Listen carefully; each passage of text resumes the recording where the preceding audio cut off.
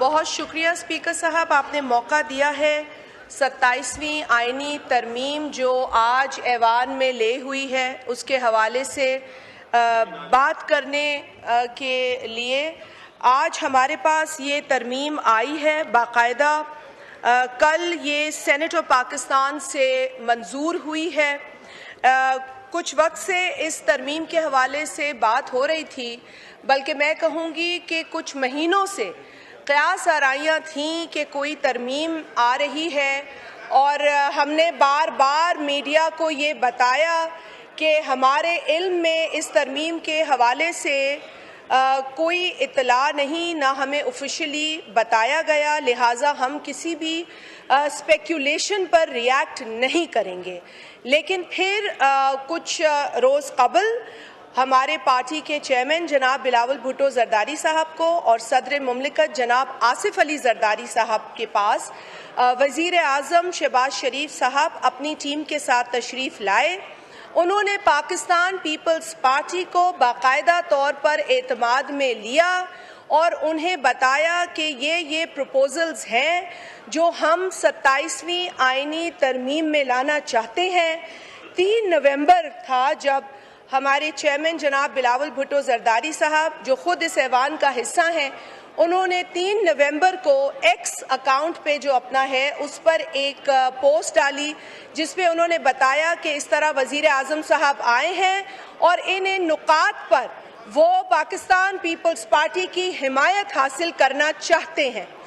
तो ये तो मैं समझती हूँ कि एक ऐसा कदम था जिसे पाकिस्तान पीपल्स पार्टी के अरकान तो हमेशा ये बात करते हैं कि शफाफियत हमारे लिए बहुत इम्पॉर्टेंट है, लेकिन जो हमारी जमात से नहीं भी थे और जो हमारे क्रिटिक्स भी थे, उन्होंने भी इस बात को सराहा कि बिलावल साहब ने फ़ौरन उस पोस्ट के ज़रिए तमाम लोगों को एतमाद में लिया और बताया कि इस तरह का प्रपोज़ल बाकायदा तौर पर पीपल्स पार्टी के सामने आया है।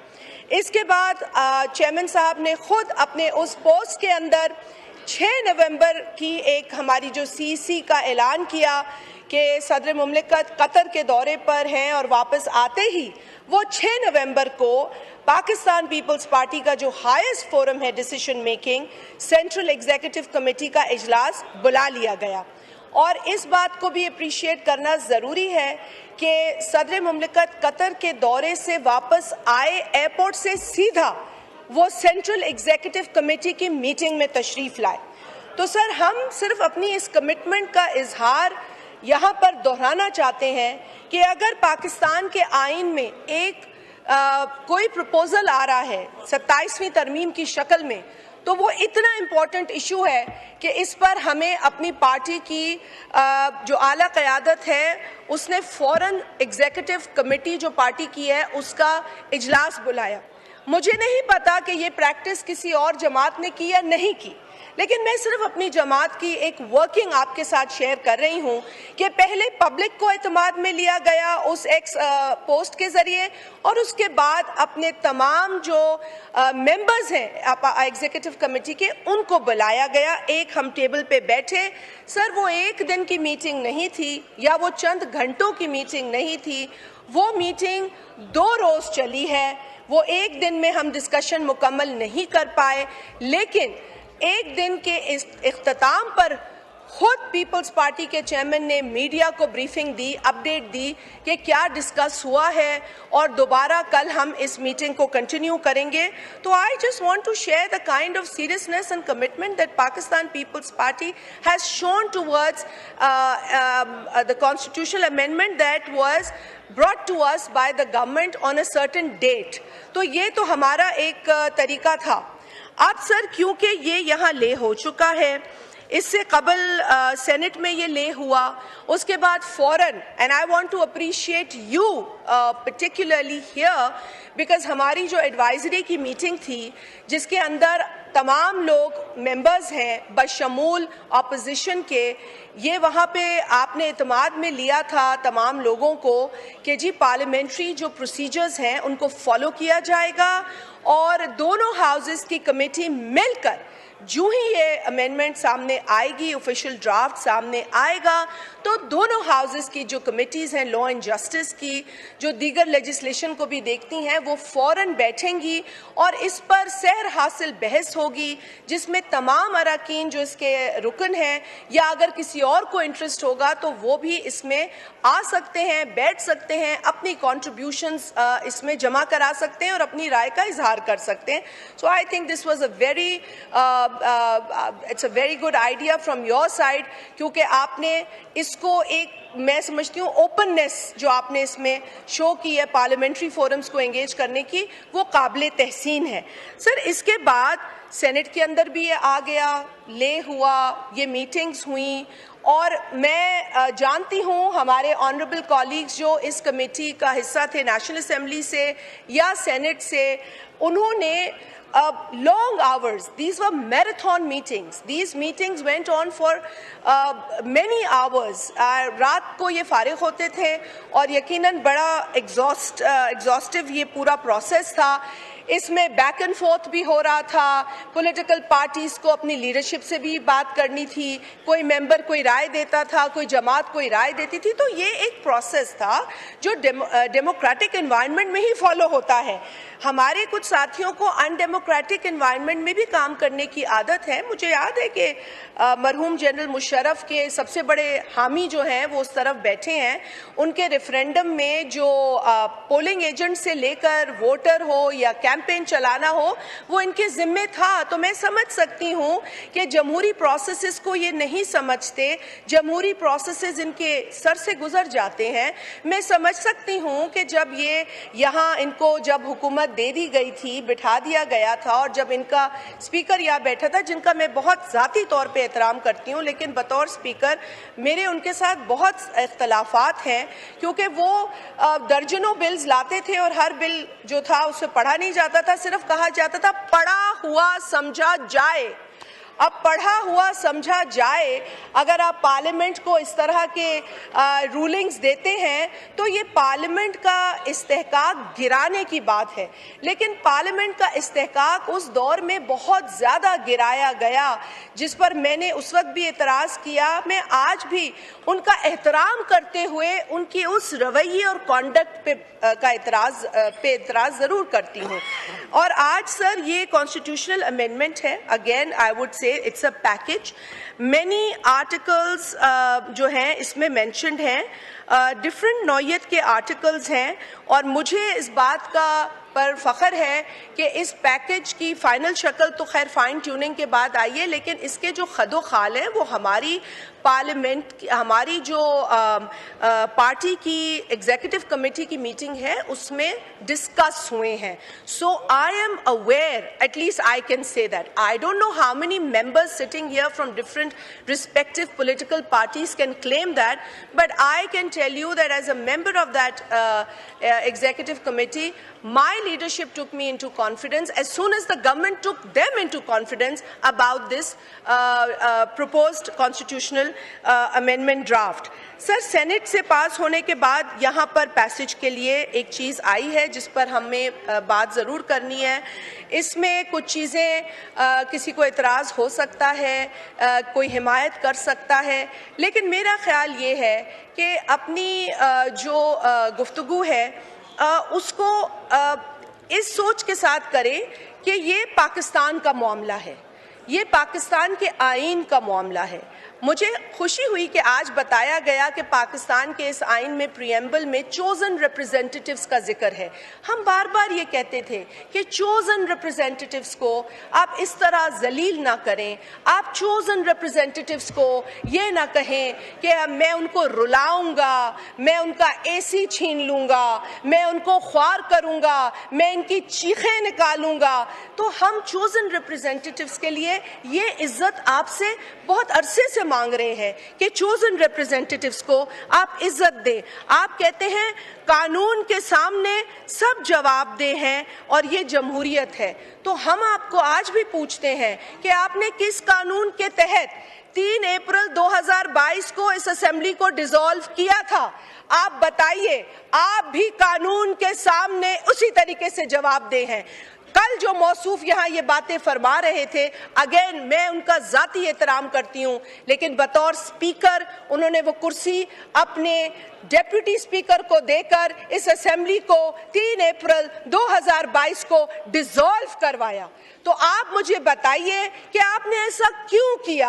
आप जवाबदेह हैं ना सिर्फ कानून के आगे बल्कि पूरे पाकिस्तान के आगे, क्योंकि पाकिस्तान के वोटर्स के वोट से वो असेंबली बनी थी जिसको आपने सरहन गैर कानूनी, इलीगल, अनकॉन्स्टिट्यूशनल तौर पर आपने डिसॉल्व किया। आपने अपने दौरे हुकूमत में इस असेंबली को जिस तरीके से चलाया वो बातें दूर नहीं है। हम यहीं बैठे थे, हम उस तरफ थे, और बड़ी बदकिस्मती की बात थी उस दौर के एक बजट सेशन का मैं हवाला दूंगी, जब इस साइड पर बैठी हुई वो जमात हुकूमत के अंदर बजट की किताबें ऑपोजिशन पर फेंक रही थी। मेरे पास सर मैं अल्फाज नहीं थे। It was a state of shock that we were in, कि यहाँ से मतलब वो पहला बजट था जिस पर गवर्नमेंट ने भी रिएक्ट किया, यानी कि वो शायद अंदर की फ्रस्ट्रेशन थी, क्योंकि इस शख्स को ये फॉलो करते हैं उसकी डिक्टेटोरियल माइंडसेट से ये सब वाकिफ हैं। दे ऑल नो कि वो शख्स कैबिनेट मीटिंग्स कैसे चलाता था, अब्रप्टली उठ जाता था कैबिनेट मीटिंग के साथ, कंक्लूड नहीं करता था, लोगों को हाथ नहीं देता था, सरिया में सब जानते। दे नो, जो इज्जतदार आदमी है वो कसम खा के मुझे कहे कि मैं गलत हूँ। अगर मैं गलत हूँ, देखिए इज्जत और बेइज्जती अल्लाह के हाथ में है। वो किसी इंसान के हाथ में होती तो ना किसी की पगड़ी रहती, ना किसी की चादर रहती, ना किसी का दुपट्टा रहता। ये अल्लाह ने अपने हाथ में ली है। तो लेकिन जो गुरूर और तकब्बुर नाउज़ बिल्लाह हमने उस जमाने में देखा, मैं कभी नहीं चाहूंगी कि वो हम इस दौर में देखें। किसी के साथ ज्यादती नहीं होनी चाहिए, लेकिन जिन जिन के साथ ज्यादतियां हुई हैं कम से कम आज उसका इतराफ करें। आज माने वो बयानात गलत थे, आज कहें वो गलत था। आप हमें बता रहे हैं फौज के एहतराम की बात। सर, फौज इस स्टेट का एक इंस्टीट्यूशन है। शहीद जुल्फिकार अली भुट्टो ने 93,000 सोल्जर्स दुश्मन की जेलों से आजाद कराए थे। आज भी पाकिस्तान उस एहसान को नहीं भूला। आज भी वो 93,000 जो सोल्जर्स थे वो पाकिस्तान के सोल्जर्स थे। शहीद जुल्फिकार अली भुट्टो को वो सहरा जाता है। जो हमें कल बांग्लादेश की यहाँ बातें की जा रही थी, शुक्र अदा करें कि ये शहीद जुल्फिकार अली भुट्टो थे जिन्होंने कई बातों को उस जमाने में सामने नहीं आने दिया। क्यों? पाकिस्तान के लिए, पाकिस्तान की बका के लिए, पाकिस्तान की इज्जत के लिए। उनको तो 2 टुकड़े मुल्क मिला था, उन्होंने तो इस मुल्क टूटे फूटे पाकिस्तान का उनको जिम्मेवारी सौंपी गई थी। और ये तोहमतें जो कल लगा रहे थे, मैं उनसे कहूंगी कि तारीख पढ़ें, लेकिन मस्क शुदा तारीख ना पढ़ें, सही तारीख पढ़ें, डिस्टोर्टेड हिस्ट्री ना पढ़ें खुदारा। क्योंकि आप जो आज सीखेंगे, अगर आपने वो न्यूट्रलिटी में नहीं सीखा तो आप कल आने वाली नस्लों का नुकसान करेंगे। अगर आपने प्री कंसीव्ड तरीके से कोई बात पढ़ी या एक टॉक्सिक तरीके से बात को समझने की कोशिश की, तो you will always misguide the generations ahead of us. So sir, आप कल ही इस ऐवान में शहीद जुल्फिकार अली भुट्टो की स्ट्रगल, उनकी कुर्बानियों, उनकी जिद्दोजहद के हवाले से एक रेजोल्यूशन हमारे ऑनरेबल कॉलीग्स लाए, जिसे इस हाउस ने यूनानिमसली अप्रूव किया। And I want to also thank this august house. हम सब जानते हैं उस शहीद का स्ट्रगल। जब आपको तारीफ करवानी है तो आप भुट्टो साहब की मिसालें देते हैं, और फिर यहाँ बैठकर जब पीपल्स पार्टी पे हमला करना है तो उसी शहीद के ऊपर आप तनकीद करते हैं। This is a very wrong policy. अगर प्राइम मिनिस्टर जुल्फिकार अली भुट्टो ने पाकिस्तान के लिए कुछ किया तो वो हम सब के लिए किया। हर जमात को उसका इदराक है और होना चाहिए। अगर शहीद मोहतरमा बेनजीर भुट्टो साहिबा पाकिस्तान की वजीर आजम होने के साथ साथ पूरी मुस्लिम उम्मा की पहली खातून वजीर आजम है, तो उसका सेहरा पूरे पाकिस्तान को मिला है, वो इज्जत पूरे पाकिस्तान को मिली है। She has been a global leader and she is recognized across the world. तो जब दुनिया शहीद बीबी के ऊपर फख्र करती है, और आप बतौर पाकिस्तानी आई वुड से ये हमारी बदकिस्मती है कि हम नहीं समझ पाते इन चीज़ों को। लीडर्स जो आइकॉनिक होते हैं उन्हें पूरी दुनिया में हर मुल्क सेलिब्रेट करता है, and we don't understand. And I understand why we don't understand, because हम पॉलिटिकली मैच्योर नहीं हो पा रहे हैं, बिकॉज पॉलिटिकल विक्टिमाइजेशन जो है वो हमारी प्रायोरिटी है। लेकिन for the record I want to also say that Peoples Party के दौरे हुकूमत में एक पॉलिटिकल प्रिजनर नहीं था, और ये इसका सेहरा सदर आसिफ अली जरदारी को जाता है। हम हमेशा ये कहते हैं कि भी पॉलिटिकल टेम्परेचर्स को इतना रखें कि हम पॉलिटिकल डायलॉग कर सकें। आपको किसी ने नहीं कहा कि आप अपनी राय का इजहार करें, आपको किसी ने नहीं कहा कि आप अपनी बात ना कहें, आप करें, लेकिन पॉलिटिकल एनवायरनमेंट को इतना काम रखें कि कल को हम मुल्क के लिए फैसले जो होते हैं उसमें बैठ के बात कर सके। मेरी किसी से जाती दुश्मनी नहीं है, आपने कुछ मेरा जाती तौर पे नहीं बिगाड़ा, लेकिन जब आप इस तरह की बातें करेंगे जो लीडरशिप के लिए होंगी, मुल्क के खिलाफ होंगी, इंस्टीट्यूशंस के खिलाफ होंगी, बतौर Pakistani I will want the floor to respond to you all. And sir, responsive जवाब दूंगी। इम्यूनिटी की बात आई है सर, इम्यूनिटी की यहाँ पे बड़ी बात हो रही है, आप उठाएं जरा। बहुत यहाँ पे सर बाज़रत के साथ सिर्फ जिन्होंने काला कोट पहना होता है उनके पास नॉलेज नहीं होती है, आम पाकिस्तानियों के पास भी नॉलेज है। और मैं ये बताऊं कि खुदारा कुछ रिसर्च करके आया करें, देखें किन ममालिक में प्रेसिडेंशियल इम्यूनिटी है। बल्कि 2020 के भी रशिया के मैं कवानीन देख रही थी, उधर तो उनकी फैमिलीज को भी इम्यूनिटी है from all sorts of criminal and other cases.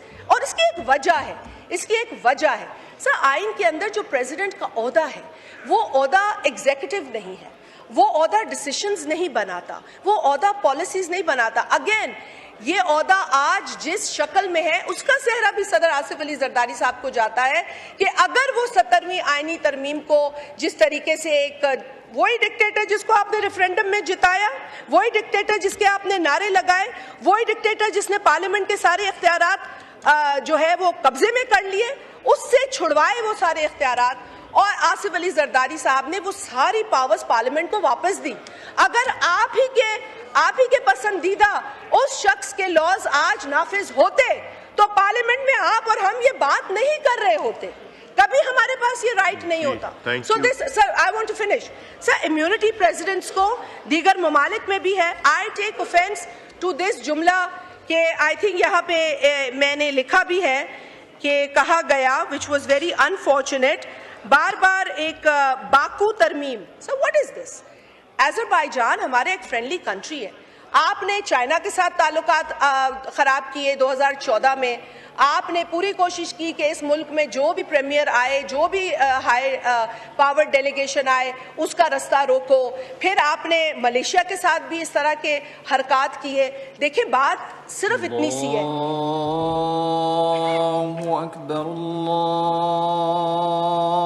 अल्लाहु अकबर, अल्लाहु अकबर, अल्लाहु अकबर। अशहदु अन ला इलाहा इल्लल्लाह,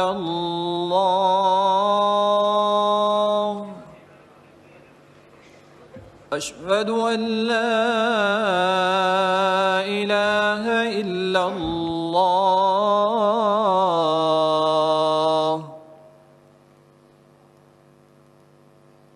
अशहदु अन्ना मुहम्मदर रसूलुल्लाह,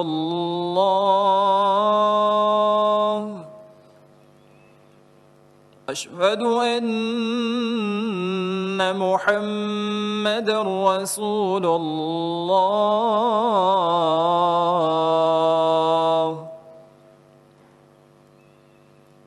हय्य अला स्सलाह,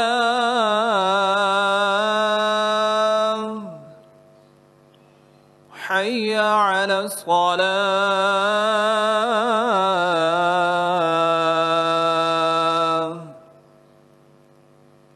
हय्य अलल फलाह।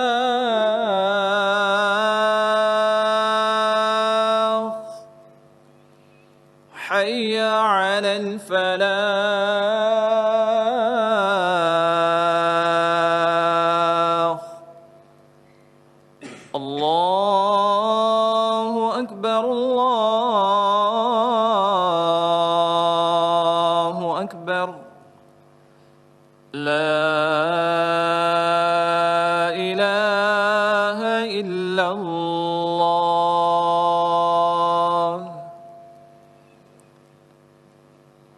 जी शाजिया साहबा प्लीज वाइंड अप. जी sir, few more minutes sir. Sir मैं यही कह रही थी कि देखिए फेंड्री ममालिक के साथ बड़े एहतराम के साथ I think not everybody on that side but there must have been bad advisers जिन्होंने ये एडवाइस उस वक्त भी 2014 के धरनों में भी इनको दी होगी कि रास्ता रोक लो. देखिए रास्ता आप किसी भी डिग्निटरी का पाकिस्तान आने पर रोक कर किसी एक पार्टी को नुकसान नहीं देते, आप मुल्क को नुकसान देते हैं. So you have to always look at the bigger picture here.